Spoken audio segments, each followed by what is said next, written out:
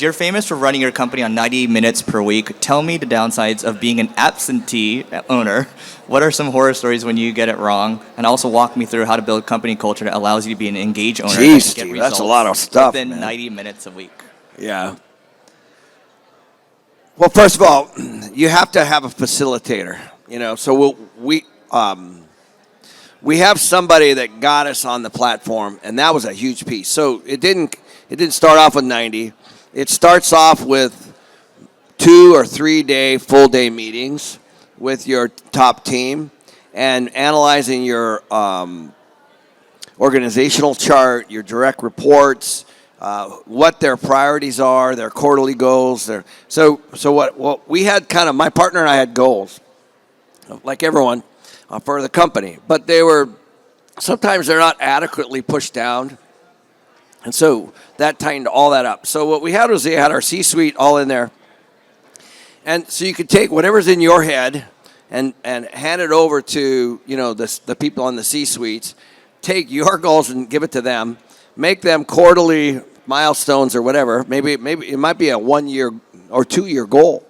Maybe it's a 90-day goal. But whatever it is, we took all that stuff. And then once that's like out of your head into those folks, then you just kind of drop in. Like I have one 90-day goal that, I used to have 5, and then it went to 3 and then, down to 1. Yeah. And they all have 3 or 4 or 5.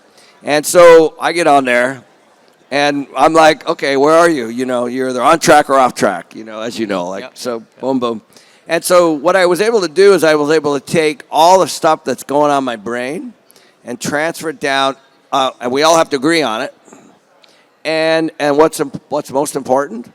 And so once you're able to do that with my partner too, Ross, because we got construction deals, we got acquisition goals, we got equity goals, we got refinance stuff, we're looking at our whole portfolio, we got operational issues. There's so many things. And then once you get all that into the proper scorecard and the KPIs, it actually becomes quite easy, right. And the big mistake a lot of entrepreneurs make is they want to do it themselves, and so that's that. I always want to jump in, right? I always want to solve, Yep. always, and that's a huge mistake because you don't give them the ability to learn, right? Right. If you're solving all their stuff. So that took years to get to 90 minutes. Mm-hmm. But now we're at that point. Like literally it's, okay, we know how many deals we want to close this year. We know we want to buy $1 billion in 18 months. I mean, that's, all agreed on. Before I did the video, I made sure everybody was on point with that. Yes, we can do that for development, construction, and new acquisitions. So then you just basically work backwards. What does 1 million units look like for 18 months? Work backwards. How many do you have to have in escrow? How many do you have, including fallout and all that stuff? And you just basically put math on it. Yep. And then we know how many deals we've got to close each quarter, and how much equity we need. And we're already working on 2025. That's what we're talking about now. Yep. And so once you metric it down, it becomes easier. Yeah, you back into it. And we've kind of gotten away from the whole annual planning thing. Now it's a 3-year thing, and we kind of just work in quarters. Yep. It seems like that's been easier. But Ken, I got a question for you. You're $800 million in debt right now. What's going on? Yeah.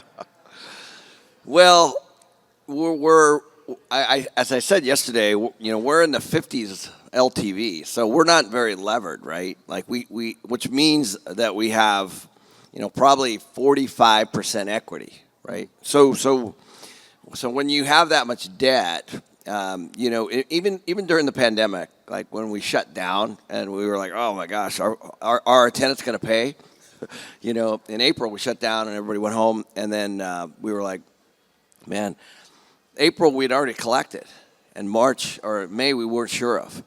We were like, okay, we only needed, I think we checked like 60 or 70% occupancy to be able to cover our debt and our expenses. You know what I mean? So that's what that means. So there's only a couple things in the stack. One is debt. Let's say that's 55%, and then you got your expenses. And then that's what we call your break-even occupancy. So you just have to collect that much to cover expenses. There'll be no distributions or returns or anything. But so that's one thing that we did intentionally. We're not. It also gives us opportunities to be able to scoop that equity later through cash out refis or seconds or maybe even a recap or something like that. So we've never really been in a position or wherever actually that I can remember that that was in jeopardy. Though the thing that's killing people now are the interest rates, right? So even if they're not heavily levered, the interest rate, like on our construction projects, we started our construction projects in the 4s, like 2 years ago, 3 years ago, and now they're in the 9s. The same project, right? Like we haven't done anything different. Like we're even on budget, and when your debt costs almost double, that's actually even low loan to value and all that kind of stuff. So the interest rates are a big deal right now for most people. Yep.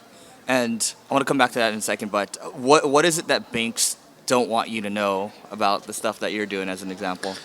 Well, the banks. So here's the thing. Like when you do a loan, like a lot of people probably realize, there's these loan covenants that are all inside of the loan documents, and loan to value is one of them. Debt service coverage is another one.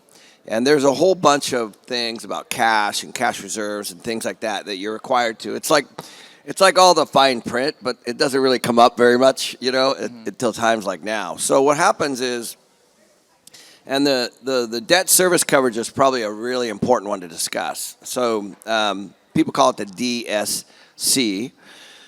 What that means is, let's say your net operating income is $1 million. Well, what they're going to want is like a 1.2 or 1.3 ratio, so that you have essentially $200,000 or $300,000 extra in your NOI to be able to cover your debt. I mean, that's a simplified way of saying it, but the reality is it's like an insurance policy. So when the debt service coverages are 1.2, 1.3, even 1.4, let's say, and in really good times they might bring them down to like 1.1. I've seen them lower, but that's actually so that's a trigger. So the bank now can come after people and go, oh, you're not hitting your debt service coverage requirement, and then they can open the hood, take a look inside, and so there's all these covenants, and that's what the banks are afraid of right now. What's really interesting, actually the most interesting, if you look at what people paid and you look at where they should be, and there's assets actually going back to the banks, but what they're doing is they're keeping it on their balance sheets. So it's the equivalent, like the Fed. You know what I mean?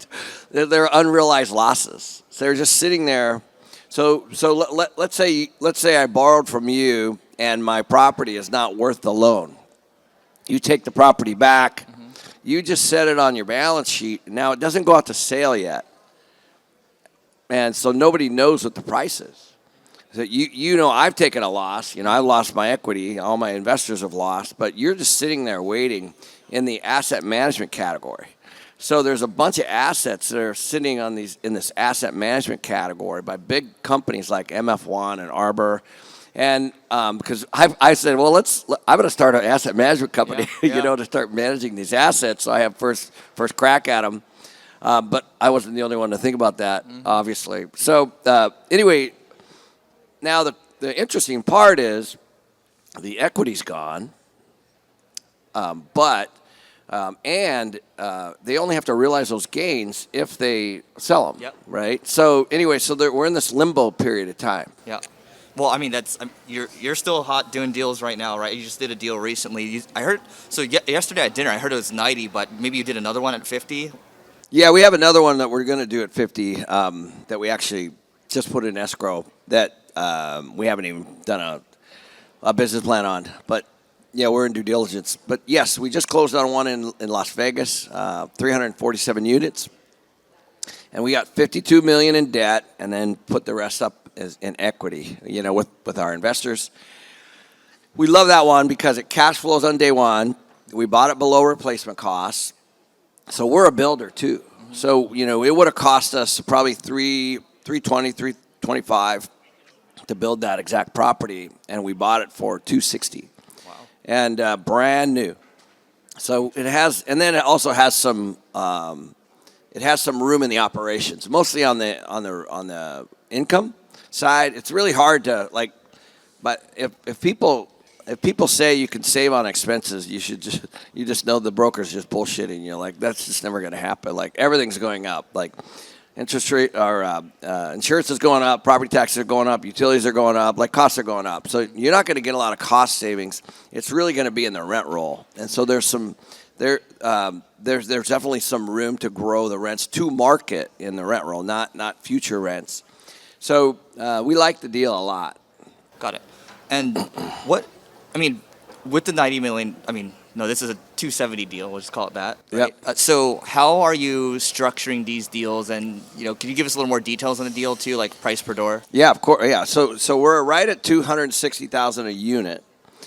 And then we got a agency loan. So fixed rate loan. We locked, you never know, what the treasuries are going to do. Like, we locked at 5.7, and then they went down the next day. It's like, oh, but whatever. We're still cash flowing. It just cash flows. I'm going off of memory, but I think maybe 4% in year one. So it's not great, but it has. We will obviously, within a matter of 6 or 8 months, we'll be kicking off more cash. But it's an underperforming asset that's poorly managed, that's well built.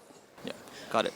And so how do you, you do a lot of these deals, right? I'm just curious. So we were talking about this at dinner with Steve, and it was like, yeah, so, we're like, yeah, how does Ken structure these deals in general? Because every deal is different, yeah. Right? So how do you think about these? It's a good question. I always think about the investor first. So, and I'm in that deal $1 million. My partner's in for $1 million, and we have investors in for a lot more. And so it's just like anything else. Like, if you're going to give me $1 million and it was sitting in a treasury and making 4.5, that's a hurdle, right? Mm-hmm. You're safer in the treasury.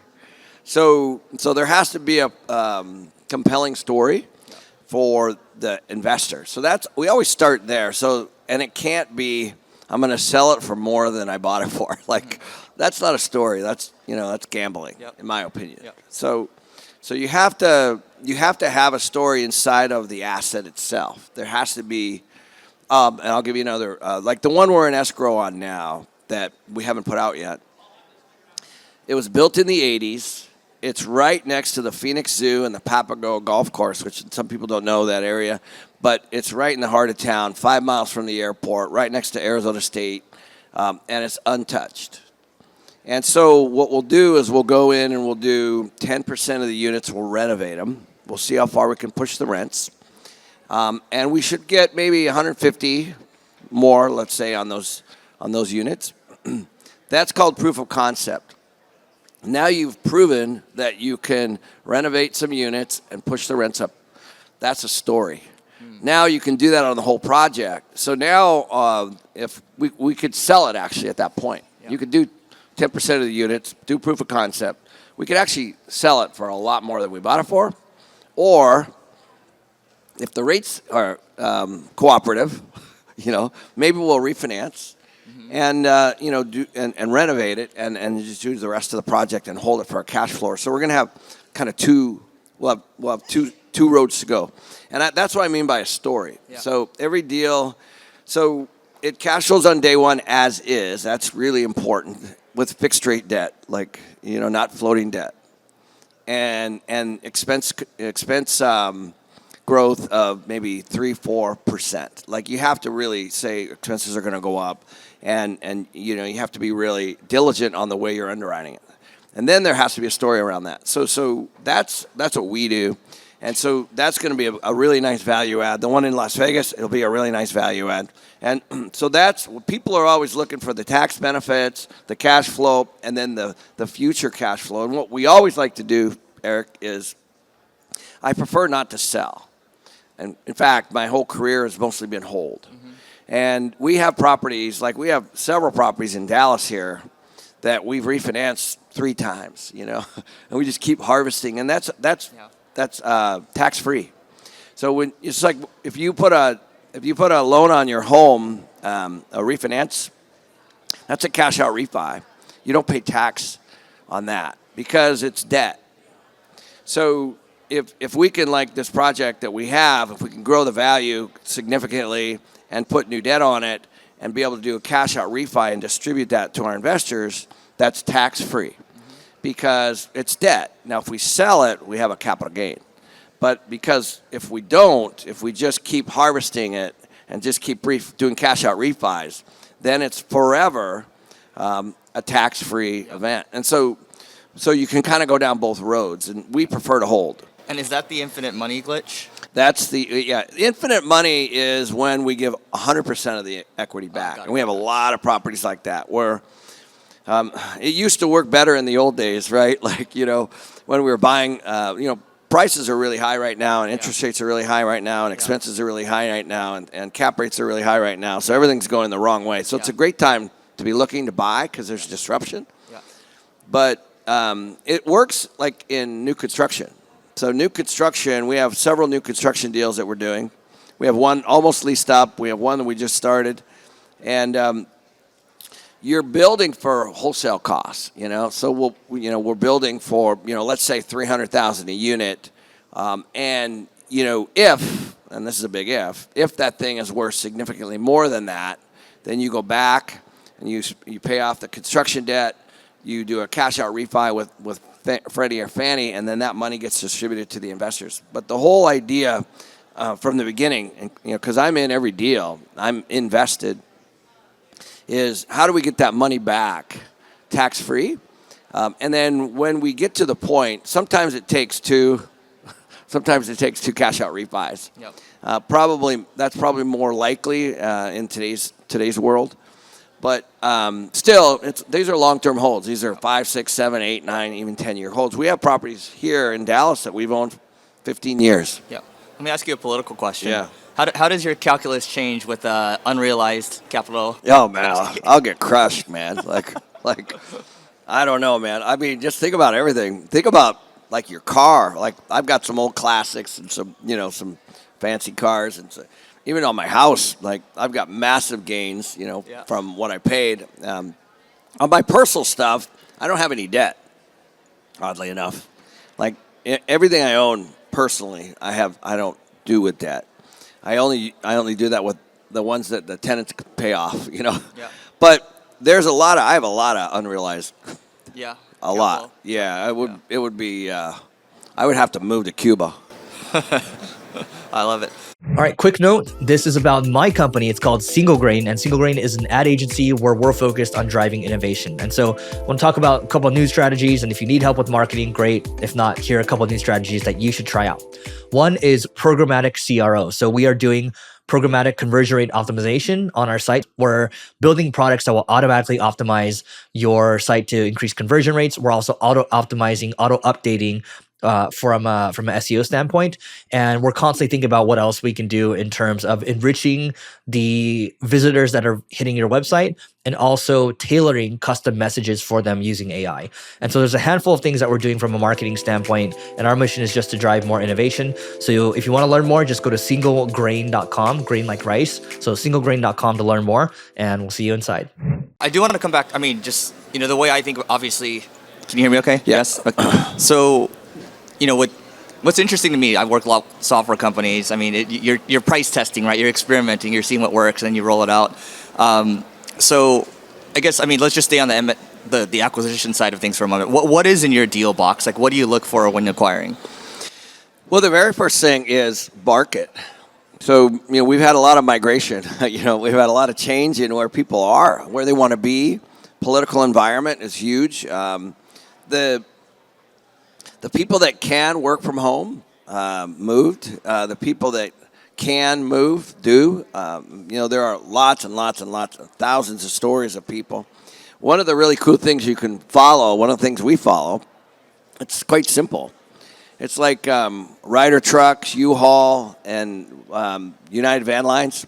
one-way moves. Like this is all tracked. You just go online right now, and it shows. Like if somebody moves from Seattle to Phoenix one way, well, it probably means that they're moving, and they're not moving back. And so there's all this. It's really crazy. That's just one way. There's out-of-state driver's licenses, and there's all these ways that the U.S. kind of tracks where you are. Cell phones are now obviously the big one. And so they can kind of see where people are going. That's extremely important before we do anything. So you always want to be where people are going. And then what it does is it puts a lot of pressure on the infrastructure for that town. So it puts, like I live in Scottsdale, Arizona. It's like impossible to get a restaurant reservation. And I've been there for 25 years. Like, is it really? Yeah, it's crazy, man. Like, it's like, wow, all these people, where's all this traffic coming from? Where's all these, and it's just because there's a lot of people moving to Arizona right now, Paradise Valley and Scottsdale and other places, because the political environment is decent, I guess, and it's safe, it's warm, it's pretty reasonable price. It just happens to be. But the same thing is going on with North Carolina, Florida, Tennessee, Texas, a lot of areas in Texas. So that's where you start. But there are areas that you want to stay away from, right? So that's a state. But then you start to look at towns, and you start to look at submarkets, and you start to get really, really focused. Like in Las Vegas, we're in Green Valley, which is the affluent area of Vegas. And it's outside of the Strip. It's where, the homes are $800 million homes, the average price, next to a Whole Foods. So you start to look at those submarkets really, really that's really important. And if you really want to shortcut this whole process, just go find where, there's big companies doing the same thing, like Whole Foods is a great example. Whole Foods is going to plant a store in an affluent area. That's where we want to be. That's where we want our apartments to be. Because you're going to have, a higher demographic. And now, there are also people that do the opposite, right? They go after the low-income housing, which is totally fine. Mm-hmm. I've done a bunch of that, so it's a very different strategy. We're going after the people. What we want is a big, big delta between rent and mortgage.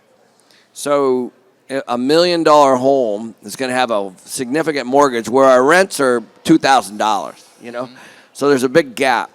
And then what it does is they want to be in the area. It's a nice area, and but them being able to move to that neighborhood is so we start with all of that. Right. Then then our buy box becomes really small. Yeah. You know what I mean? Yeah. And then from there we have our acquisition guys who are here actually. Yep. And they just go at it. Yeah. So what I'm hearing is you're largely looking at traffic flow at the end of the day. Yeah. Yeah. It's interesting because my software friends, other business friends, a lot of people are like, we don't touch debt, we don't know how to leverage debt. But then you look at someone like you, it's like you've gotten very comfortable with it, right? So what would you say to people like that? We're all the YPO people. Yeah, I know. We're both in YPO. Yeah. I don't like my wife. I'll tell you, she's got a number of real estate deals. She actually, this is a great debate in our home. She doesn't like that. She uses it to buy stuff, but then she pays it off, and she just doesn't want any. Where I'm like, hey, if it's covered with my tenants, and I own the management company, so that gives me I came up through the management business. I do understand how to keep a property full. So that's kind of my secret sauce, I would think, is I'm not afraid of 52% debt, or 53, I think, for our Vegas deal, because I only have to keep that property basically 75% occupied. And it's like 97, 98%. So things really have to unwind for me. Where people get in trouble is where their debt plus their expenses are so high, they have to keep the property so occupied, and they have to have so much cash flow to cover that debt. That's actually where from like 60% to like 70, 80%. Oh yeah, or even higher. Yeah. I've seen the worst I've seen is 104%. Wow. So imagine what that means is the guy has to be 104% occupied, which of course can't happen. Which basically means that somebody gave him so much money, his expenses plus his debt, there's no possible way he can ever cash flow. He basically, if he's 100% collected, he's got to write a check for 4% every month or every year. I was like, man, dude, you're in big trouble. And that's not how you want to buy real estate. So that those two things are really, we call it the break-even point. And then anything after that is cash flow. Yeah. Right? Yeah. So, and you can say I don't want to answer this, but of all the deals that you've done, what percentage haven't worked out? Oh, really small. Like we probably bought $3 billion.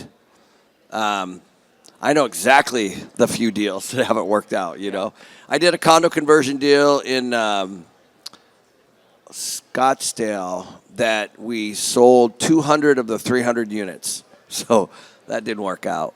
That was in the condo conversion days. We've done a lot of that. We take apartments and convert them. You know, you know, it happens. Yeah. And that was 20 years ago, Yeah. but still, it's painful. You know, when you have to sit down. And I had money. Ross and I had $500,000 each. We had investors and sit down with them and walk them through, and then you're dealing with the bank, and you don't really. Here's what I learned, Eric. You know, you don't learn almost anything when you're making money. Like, you learn it when you have to pull the loan documents out and the joint venture agreements out, and you sit down and that's when you learn. You're like, oh, okay, this stuff, these pages are real. They come to life, Yeah. you know. Yeah. And then you sit down with the lenders and the investors, and you kind of walk them through. Yeah. And you know, it's a painful process. If you were to consolidate the lessons from all of the deals that didn't work out, what were the patterns that you saw? Future growth, future value was going to be more. Like even in the condo business, what happened with us when you buy something, when anybody buys anything, they want it to be worth more later, right? And you have to have a strategy that allows for when that doesn't happen, right? And that's a cash flow strategy. So if you can have a cash flow strategy that hedges value, that the people that are doing fine now are the ones that have enough cash flow to support whatever's happening, and they don't have a predefined exit. So the predefined exit is, let's say you give me money and you want it back in 3 years. That's a predefined exit. You're like, listen, 3 years is it. You don't get a fourth.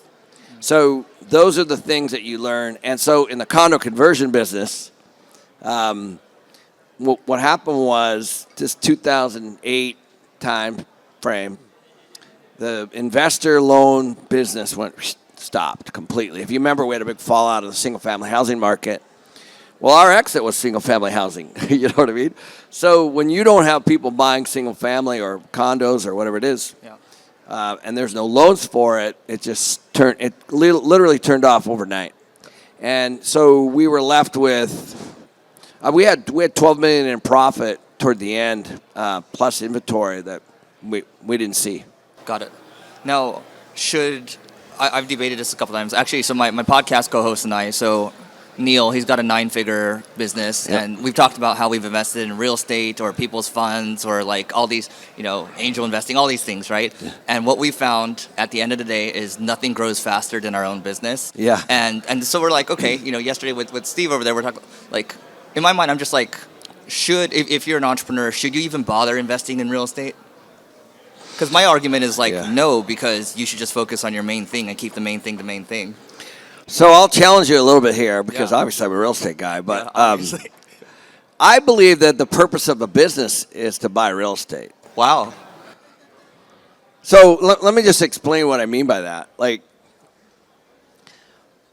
And the reason is it's a tax reason. So if you look at the model of, let's say, McDonald's, you ask, like Ray Kroc has said multiple times, he's not in the hamburger business, he's in the real estate business. Now, what if you look at the real wealth of a lot of those early franchise, it was all in the real estate. And so I think that if you're going to have I think I work with a lot of doctors, dentists, chiropractors that, are growing practices. And when they retire from their practice, if they want to shut it down, a big piece of their wealth is because you think about it, they're transactional. You know, I call like my friends are doctors, so I'm like, dude, you're working for tips. You know, like you know, like literally, like you're seeing patients so fast, like, and you're just generating cash, but you know, you're just working your ass off for and you know, that's if you. And if they bought a building and they're paying rent to themselves, which is the right way to do it, you buy a building, you pay rent to yourself, and then you're paying it to somebody. At the end of your career, I have a good friend out of Florida. I think they've got 6 or 8 clinics now, and they're eye doctors. They're crushing it. You know, every clinic is worth, I don't know, $3, $4, $5 million bucks. And now that's a big part of their net worth. And so when they decide to walk away from, they could sell the business. Mm-hmm. I had another friend that did this, a YPO guy out of San Antonio. He started rehab clinics. He was an addict. And it's a phenomenal story. It's called Warrior's Heart. I invested in this deal with him. But he started rehab clinics. And then a private equity company came in. And he sold the business and kept the real estate and just did long-term leases, you know. And so he's retired. Then he bought a big ranch in San Antonio, and he created a whole new business called Warrior's Heart. But the point is, the cash flow from that, you know, from the businesses are, you know, got him through that period of time while he was growing his next company. And he didn't, because he also had the cash, right? So I always, if I exit something, I want to keep the real estate because I want that passive income. Right. So here, I'll give you a potential setup here. So in the agency business, which I'm in, so let's give simple numbers here. So let's say an agency is doing $5 million a year in profit. Then it decides to buy a platform or become a platform where it starts to buy other agencies. So you can buy, you know, $2 million here in EBITDA, $5 million here in EBITDA. You stack the EBITDA, but then your multiple goes up 15, 20x, right? So you can sell it for a lot if you wanted to sell it. Or you can have an exit year every year, $20, $50 million or whatever. But if you do exit it for a couple $100 million or maybe $1 billion, maybe a potential model is, I don't want to learn real estate, right? Maybe I just put money into your fund. Is that a model? Well, yeah, you could. So here's the thing. First of all, that's similar to what you're doing. But I think I haven't paid tax in, I don't know how long, a long time. Because I get such a big tax break for providing housing. And there's all kinds of other reasons. You get bonus depreciation, cost segregation, you know, and of course straight line depreciation. And there's all kinds of tax benefits the government gives you. So I'm, you know, we're making lots of money. Actually, my accountant's here, and we just bought a building and we exited another one. And I'm like, Eric, I need a meeting in October. You know, we need some year-end tax strategy to see where, you know, how exposed we are. And I think that, you know, I have friends that have done what you've done, you know, because I'm in YPO, right? Yeah. I have friends that have exited big companies. And the problem is you pay a fair amount in tax. And so the option at that point, Eric, there's actually real estate, sophisticated, very good groups that are actually trying to aggregate people to go into opportunity zones. So opportunity zone money, you can take a capital gain and invest it into an opportunity zone fund and then defer that capital gain. So for me, it's all about trying to mitigate tax, even if I'm exiting, you know. And I actually we almost sold our business to Blackstone, and we were in an NDA, and that was my big issue was, okay, you sell off a big piece, man, like they wanted the real estate. So we have so much depreciation recapture, and so, you know, there's so much, such a big tax piece. And a lot of people is, why would I want to give up 30-40% of whatever I've made, even more? You know, so for me, I think it has to be a part of that growth strategy. Yeah, I mean that's another thing I talk about with a lot of founder friends or YPO friends. It's like if you're loving what you're doing, it's continuing to grow. Like, why would you sell it, right? So. Yeah, no, it's a fair question. I think at some point there's a lifestyle. You know, we all get addicted to growth, right? So I have. Yeah. And then there's a kind of a balanced lifestyle and what that looks like. I have friends that sold big companies. One guy in my forum started a company called LifeLock. If you guys know what that is, Yeah. he sold it for over $2 billion, and he tried to start multiple companies. Like in that first few years, I'm like, dude. After. Yeah, like it's in your blood, and you just want to keep trying. And I'm like, just relax, just go hang out. But after a while, that gets boring too. There's some momentum and there's some things you want to be connected to, whatever it is, and even if it's like philanthropy, right? And so that's actually what. It's not really the money at that point, right? It's it's the joy of it. I got to take a minute to tell you about the Agency Owners Association. This is a peer group for agency owners. Think YPO or EO, but for agency owners. And I just wanted to read you a couple of testimonials. So this first one comes from Carrie, and we asked her, what do you like most about the group? She said, having a group of people to discuss and bounce ideas. The leads are great too. Yes, we share leads in this group as well. This one from Alian, he says, the ability to really post whatever I want and need, and the group responds. Great experienced members, getting a lot of insights from conversations with other members, getting a lot of value from sessions from Eric, getting advice from others as well. And so if you want to grow your agency faster and you want a peer group to do so, just go to marketingschool.io/agency. This is a group that both Neil and I created. And our hope here is to create a vibrant community of agency owners and do a lot more with it in the future. So again, marketingschool.io/agency, and we'll see you inside. I'm curious, and maybe this is forum confidential, but did his things work out after? Oh, yeah. Yeah. Well, some of them, yeah, for the most part. I mean, these are smart guys, it's just fun to watch, We have a rule in our forum that if you sell your company, you can't invest or do anything or start anything for 1 year. Oh, wow. What What if you do? You get kicked out? It's a loose rule, but we're like, dude, knock it off. Because once you get all that cash, you want to just redeploy it right away. And you want to just, you're used to that. So you're saying the rule is, the loose rule is, you got to sit on your cash, don't do anything with it, and don't try to start anything. Just emotionally settle down, right? You think, because you're throwing money all over the place, investing in things. And I'm like, you just relax. I'm curious, Ken, so what do you think your superpower is, and who are the key team members that kind of make up for your weaknesses? So for me, it was my property management background. So, I started in property management, so I really understand the operations. And so when I look at a deal like the deals we just got, I could see how a property runs just by looking at the financials before I even show up. I'm like, oh my gosh, this is great. Literally in 5 minutes. You can see it. You start to see patterns. You start to see mismanagement. You start to see expense control or income issues right inside of the rent roll, right inside of the financial. And that's actually where, and then that is probably it. Then I'm like, yes, this is a go. Let's go look at this. And sometimes that plays out, sometimes it doesn't. And then for me, like in Vegas, I haven't seen the property yet. Actually, I haven't been to it. Yeah. So, but my team has, and literally my head of property management is here. My head of operations, Shannon.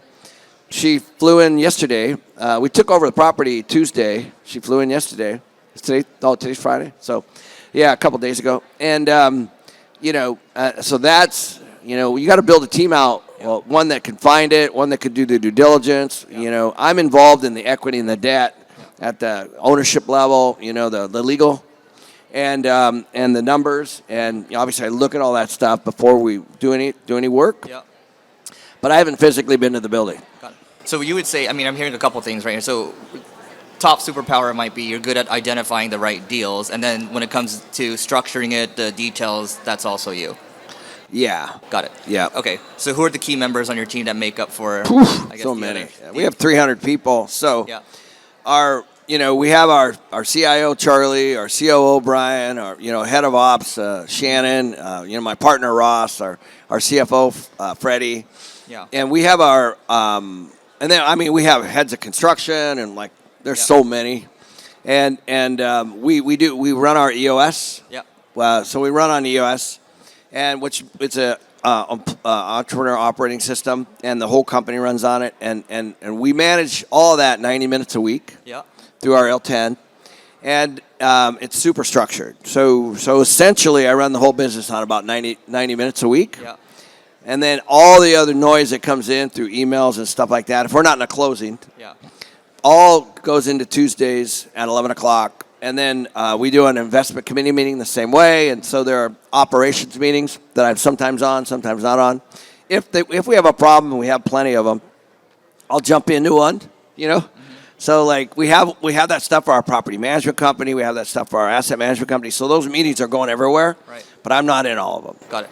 So you're playing free safety where you need to, but then there's one standing meeting you have, which is the L10. Yep, the L10 and the investment committee. Okay. Because that's a big one. The investment committee is essentially the acquisitions guys are out. They're meeting with the brokers. We have deal flow coming in. We're underwriting stuff. Yeah. And then I'm looking at maybe 2 or 3 a week. Uh-huh. And how many inbound are you getting per week? We'll look at 500, 600, 700 a year. Okay. Deals, yeah. And what % are you swinging on? We make offers on maybe 3 or 4 a month. Okay. That's it. Got it. So And then we get 0, I would say. I mean, like in the last 3 years, I only bought 2 deals. Yeah. And so, because prices were really high. Now things are really like the bloom is off the rose, So we've seen a big correction on pricing. And we'll see where interest rates go. But if it makes sense today with interest rates where they are, we're buying. So you're optimistic. Yeah. The cut's coming. Cool. So it's you got 2 deals out of 36 out of 700. Yeah. Yeah. So I think a lot of people, and I made a mistake in the beginning where you swing on after looking at a couple of deals. Yeah. And it's just you got to look at a lot. You do. Yeah. And you set up your team that way. Just you give them the parameters that, we always start with cash on cash, start with the investor. You asked that great question. That's where it starts. And then, so if they bring me a deal that doesn't cash flow, I'm like, next. Yeah. I don't even look at those. And so it simplifies the process. Yeah. And they do all the work. So what I'm looking at is maybe 20 to 30 deals a year. Yeah. And then, and by that time, it fits all our parameters. Yeah. And so we're in the LOI stage. We're saying, okay, and then, how far do we want to stretch on this? So we have an offer price, and then we have a maximum price, and then there's a process to that. Right. I kind of want to nerd out on the time investment you're putting into YouTube, because you do have a unique metric that you're optimizing for there. So can you speak to what it was before and after? Because it seems like your YouTube's actually driving good deal flow now. Or not deal flow, investor flow. Yeah, that's been a real surprise. I would have never done any of it if it wouldn't been for the pandemic. I don't know if you knew that. No. Yeah, I was like, why would I go on the internet? We had a whole business. And then I'm sitting at home, and Jerry, who's over here somewhere, I went on Craigslist. We need a video guy, come to my house. Started doing videos. I didn't know what I was doing. That's Jerry? Yeah. Really? Yeah. Wow. And I was like, man. And all of a sudden, I did a video that went viral because I'm like, wow, this is easy. And everybody's home, watching. So the best part was it was connected to a bank account because I didn't set it up, and I didn't even know you made money on YouTube. The money was going into this bank account, and one day somebody asked, hey, how much you making on YouTube? I go, what are you talking about? They're like, oh, you make money on those. I'm like, what? So I had no clue. And so from there, I was like, well, this is, we had a fair amount of money in there at that point, which was super surprising. I'm like, oh, so now I can hire a team. And so that's what we did. And I've never actually taken a nickel out of it. It's always been how do we educate more people with this? And again, back to the model, it got away from me. I was like, oh my God, this is like a whole nother job. Yeah. So then I went to Monday. So I do all filming Monday. I have meetings in the morning. We have a meeting with the team. We do a live at 11. And then I do a couple things in the afternoon, and that's it. I do nothing YouTube, nothing social media at all from basically Tuesday on. So just Monday. So I've dedicated Monday to the channel. That's 8 hours Monday. Yeah, but probably more like 6. But yeah, Okay. and that's worked out really well because everybody. And then Josh comes. You know, Josh really helped our channel. Yeah. And so he's helped.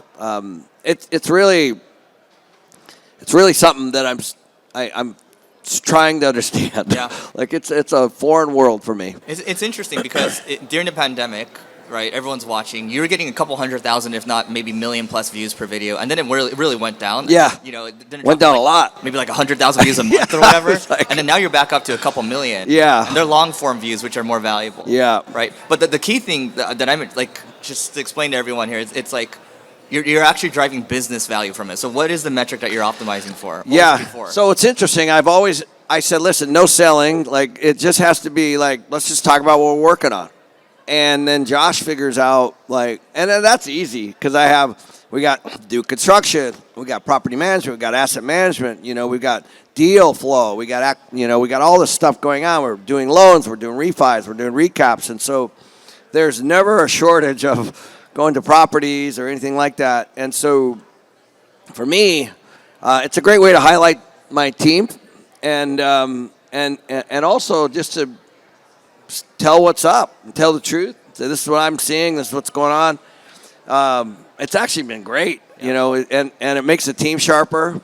And it's funny, like when you're talking in front of a camera, you don't realize. I see it here. Like I had no idea. Like, you know, it shows up at like a Limitless, right? People are like, "Oh, I love your channel." I was like, you know, so you look at views are just like, you know, oh, that's cool. You know, nice dopamine. I need to go out more, I guess. Yeah.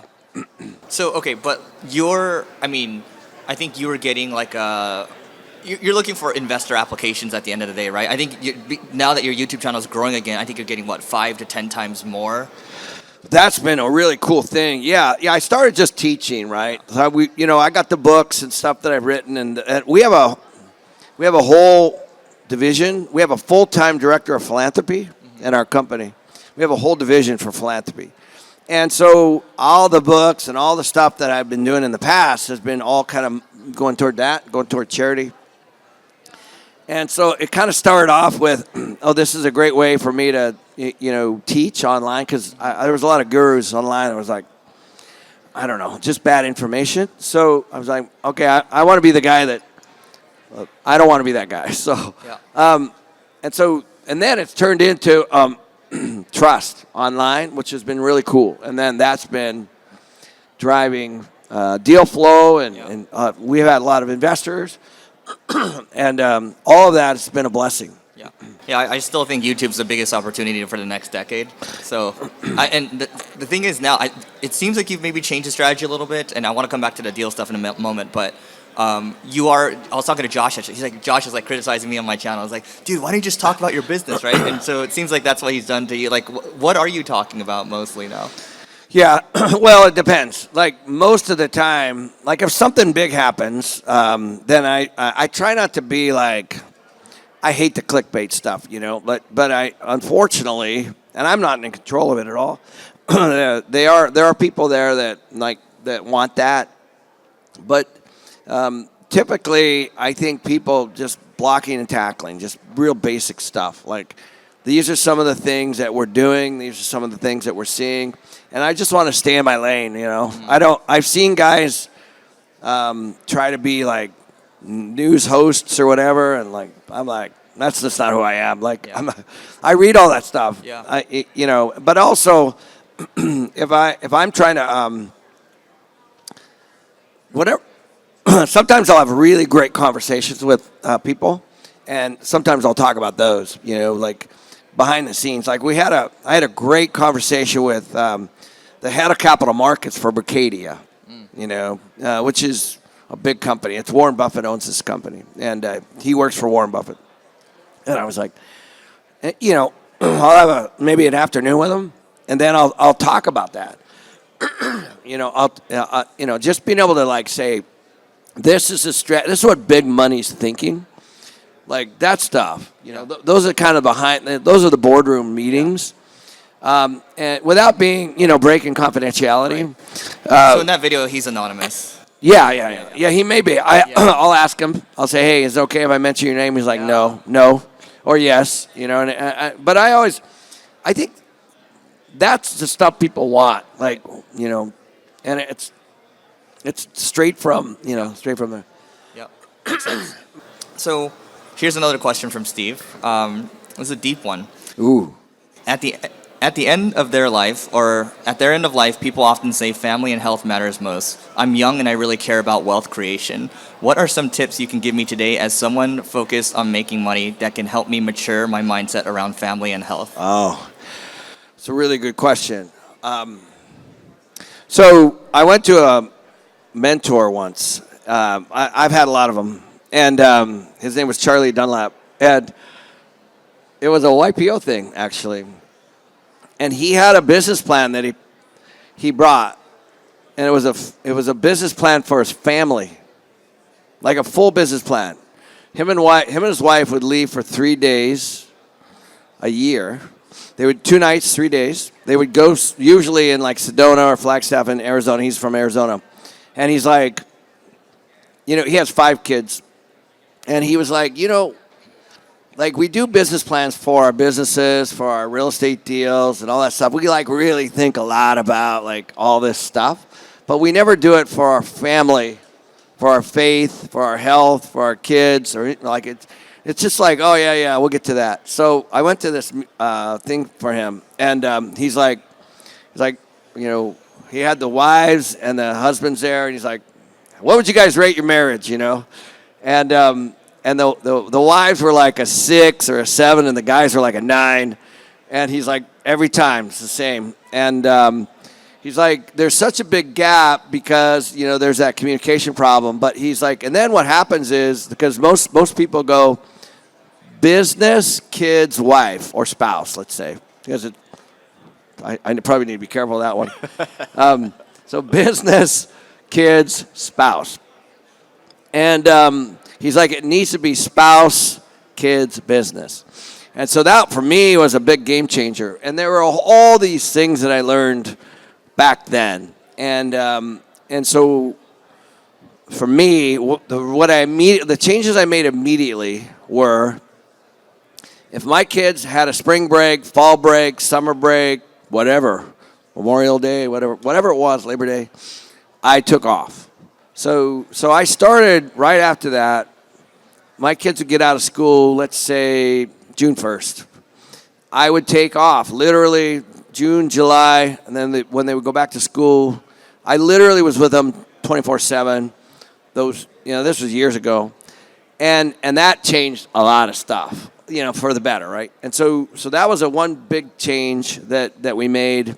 There's a bunch of others, and it just kind of reprioritized everything. Yeah. And my buddy said, listen, you gotta like give your family half the money and twice the time. It's like, yep, you're right. And so for me, that was a game changer. And then I got my son here somewhere. Oh, he's over there on his phone, so he's really present. My other kid he's watching live right now. He's working back in Arizona. My wife's here, so I think. I just put my business at the end. Yeah. And how long ago did you do that? Gosh, probably over 15 years ago. Wow. And it's still like that today? Yeah, 100%. Like 100%. Like I'll give you a great example that is recent. I was with my wife. We went to the Olympics, and we just got back. And, we got Bobby Kennedy coming, right? So, yeah, I'm excited about that. And I get a text from Tarl. He's like, hey, we got invited to the Kennedy compound, Like, sweet. When? It's like, in a week. I'm like, I'm with my wife. Nope. Sorry. Got to miss it. So, and that would be obviously something I really wanted to do. Yep. But I told her, I go, listen, I'm not cutting our vacation short, and we're on this thing. And so there are things that always chip away at you, that you want to do. Mm-hmm. And it's just it's those moments, you know. Like I had this is a crazy story. My son wrestled in high school. I'm a big wrestling fan, by the way. I wrestled in college, and we went to wrestling in the Olympics. And I had a meeting in Rome, like of all places, right? And I was there for something, and this is, I don't know, 6, 7, 8 years ago. He had a wrestling match, a high school wrestling match, and I had never missed him. So I was like scrambling from Rome, right, to get home, and I made it. And that's the kind of commitment. I literally just made it like 20 minutes before from Rome, and I think you just gotta like. So that's kind of the point. Like you always just have to. You know, so I met one of your sons at an event maybe last year or so in Park City. And my immediate reaction was, this guy's really humble, he's really driven, right? And in YPO, so we have a third people that are, hired guns, a third people that are entrepreneurs, and a third that are family businesses, right? But I find in the family business people, they're either really amazing, they've been raised really well, or they're complete screw-ups. Yeah. And so I guess my question for you would be, how should someone that does well, like yourself, what's your philosophy around raising kids? It's hard. I will tell you. I have so many stories. Like the first thing we did was again. I said this yesterday. I really believe it's true. The environment is stronger than will, and I think for me, my parents are great people. My mom was a hairdresser. My dad was in construction. Their circle. We were bumping up to whatever their mindset was, period, their belief systems and all that stuff. And once I kind of got out of that, I grew. And, I was just, once I got into bigger circles, I had a wrestling scholarship. I got to college, and all of a sudden it was a different circle. And then, they start to be around. And so what happened for me is that just happened organically. So I always tried. YPO has been great for me because I keep the kids don't listen to me, right? So why would they? And so I just make sure that they're around good people and, around other folks. And also they worked. I taught them, there's a great internet, I think something on YouTube called the Red Paperclip, if you haven't heard of it. We watched that together. And basically this kid took a red paperclip and ended up with a house, all without using money. It's all barter.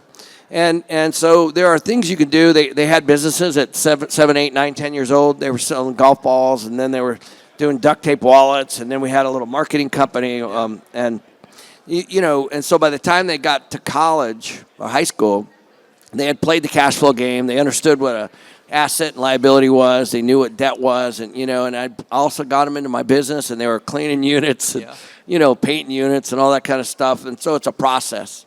And so by the time they got to, I never gave them money.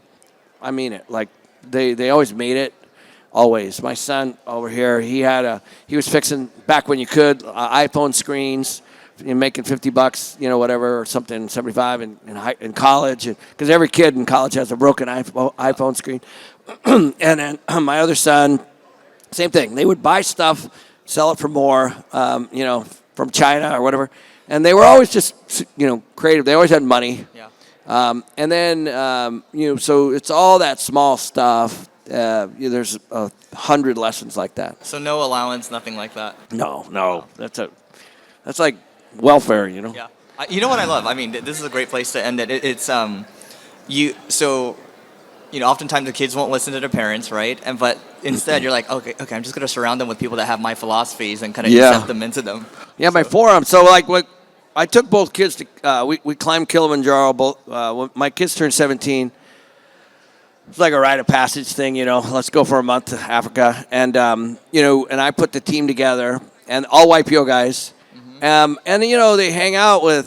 So I got their kids, and they got my kids, and they're feeding them with good information. And that's what I mean by environment, And then same thing, like I've had a couple of my kids go off track, like we all do, and I call them up. I'm like, hey, I need my son to, he's like, I got you, right? Yeah. And then I had one kid actually go move to work for one of my friends. And he drove and picked him up in the morning and brought him to work, and he did that for over a year, and just to beat some sense into him. And so that's the kind of stuff I'm talking about. Yeah, that's amazing. Well, Ken, this has been great. We went for the full hour. What's the best way for people to find you online? Oh, yeah. So obviously KenMcElroy.com is the best way to find me. We got all kinds of stuff on there, and MC Companies is our investment company. All right, Ken, thanks so much for doing this. Yeah, you bet, man.